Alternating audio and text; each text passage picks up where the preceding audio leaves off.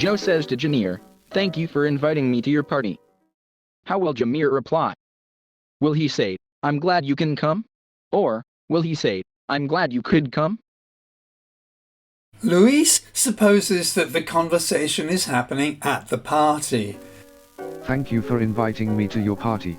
Joe thanks Jameer for inviting him, and Jameer says, "It's nice to see you again, Joe. I'm glad you could come." To Ken, though, it sounds as if Jameer has met Joe and invited him to his party. Thank you for inviting me to your party. He hasn't seen Joe for a while, so he says, "It's nice to see you again, Joe." He's glad that Joe will be able to attend the party, so he says, "I'm glad you can come." Doesn't it depend on when the conversation's taking place? That's right. If you don't know the context, you can't answer the question. As language teachers, we need to be especially careful about saying that something is wrong unless it is actually grammatically incorrect. As long as it's grammatically correct, then almost any expression can be used if we can find the right context for it.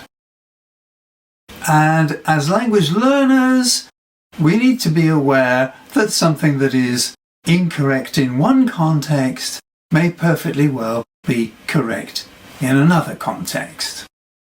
In this case, the typical context would probably be for the host to welcome a guest at a party. And in this case, the host would say, "Oh, I'm glad you could come." But if someone accepts an invitation to a party, then it's also perfectly possible for the person who makes the invitation to say at that time, "Oh, great, so you can come. I'm glad you can come." The basic difference would be the time frame. Could would be used after the person has arrived at the party, and can would be used when we're talking about the party before it's happened. And one more thing. Students are often taught that we use was or were able to for ability on one specific occasion in the past. Like, I took a sleeping tablet, so I was able to sleep well last night. And that we only use could when we want to talk about general ability in the past. For example, when I was a child, I could run for miles. But what about this case? It seems perfectly natural to say, "I'm glad you could make it," even though it shows ability on one occasion.